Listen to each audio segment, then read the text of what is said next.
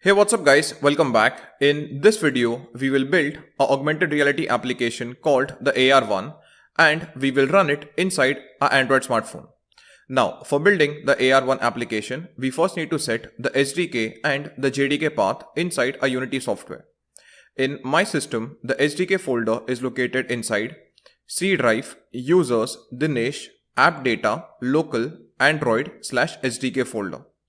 If you do not know where the SDK folder is located inside your system, then you have to first open Android Studio, and after opening Android Studio, you have to click on this option which says SDK Manager. If the SDK Manager option is not available over here, then you can click on Tools, Android, and inside Android, you will get the SDK Manager option. Okay, and if I open the SDK Manager option, then inside the SDK Manager option, you will get the Android location. Okay, so as you can see, this is the location where the SDK is stored inside my system, that is C, users, Dinesh, app data, local, Android, SDK. So guys, after finding the SDK path, next I'll open the Unity software.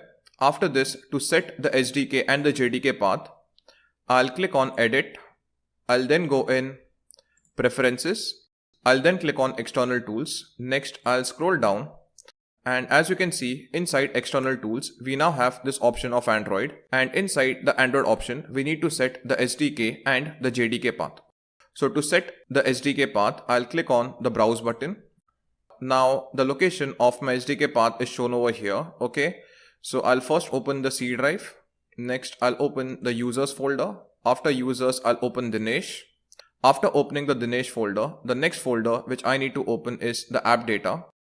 But guys, if you look very carefully, the app data folder is not visible, and that is because the app data folder is basically an invisible folder.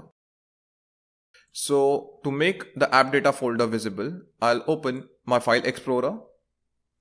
Next, with the This PC option selected, I'll click on the View option. And after clicking on the View option, next I'll check the Hidden Items checkbox. So I'll again click on View, and as you can see, I have checked the Hidden Items checkbox. Okay, so now we should be able to see the hidden folders or the invisible folders. Okay, so I'll again go inside Unity. Next, I'll again click on the Browse button. So I'll go in C drive, Users, Dinesh. And now guys, as you can see, we are able to see the invisible folders. Okay, and the app data folder, which was previously not visible, is visible now. Okay, so I'll open the app data folder. Inside the app data folder, I'll open the local folder. Inside the local folder, I'll then open Android, and inside the Android folder, I have this SDK folder. And if I open the SDK folder, then as you can see, these are the SDK components present inside the SDK folder. Okay, so I'll move back and I'll select the SDK folder, and then I'll click on Select Folder. Okay, now guys, please make sure that you have to select the SDK folder and then you have to click on Select Folder. So guys, as you can see, I've basically set the path for my SDK. Next, I'll set the JDK path. So I'll click on the Browse button neighboring to the JDK option. And when I click on the Browse button neighboring to JDK, you can see the JDK folder is directly opened, and the JDK version which we had installed in the previous video was JDK 1.8.0_121. Okay, so I'll select the JDK 1.8.0_121 folder. After this, I'll click on Select Folder. Okay, now guys, please make sure that you have to select the JDK folder and not the JRE folder. So I'll select the appropriate JDK version and then I'll click on Select Folder. So guys, as you can see, I've basically set the SDK and the JDK path. Okay. After this, I'll close the Unity preferences, and next, to build our game, I'll click on File. I'll then click on Build Settings. Now guys, inside the build settings, as you can see, the Unity logo is currently set to PC, Mac and Linux standalone. Okay, but since we are building this ARone game for our Android smartphone, so I'll select the Android platform, and next I'll click on Switch Platform, so that the platform is switched from PC, Mac and Linux standalone to Android.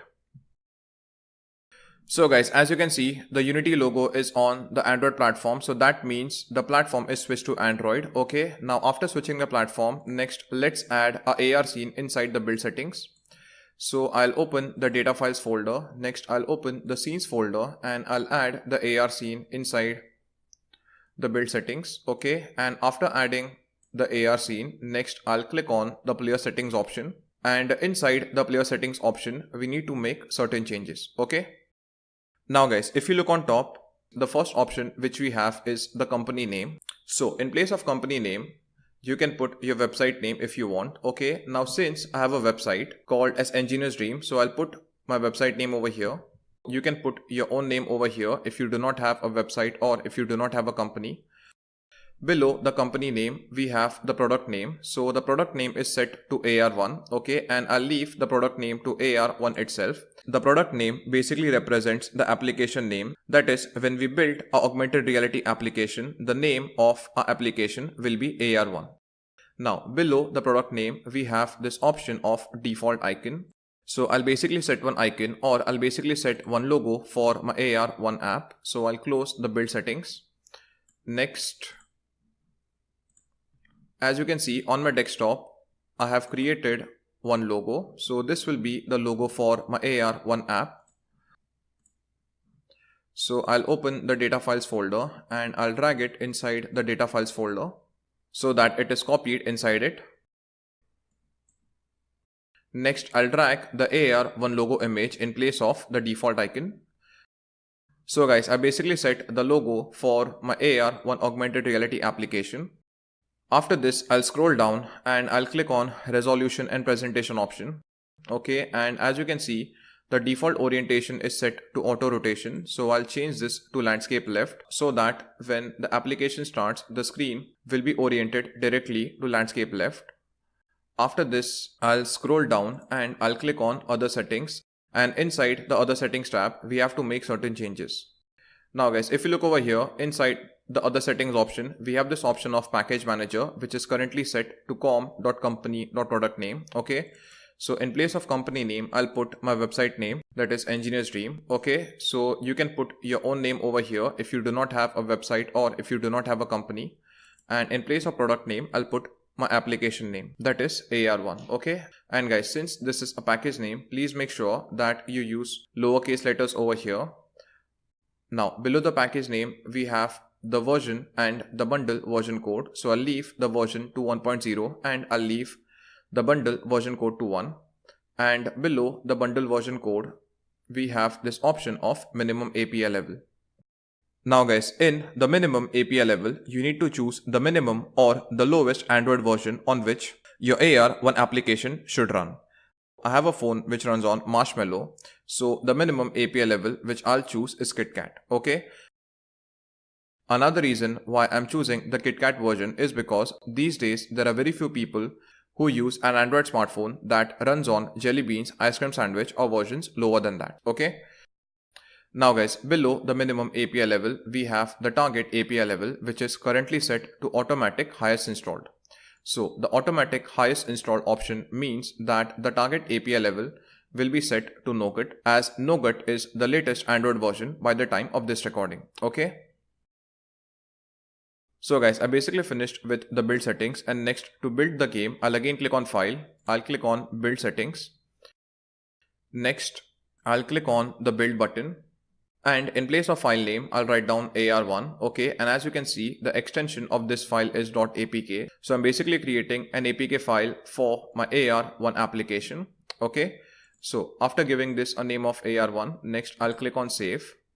And as you can see, my AR1 application has started building.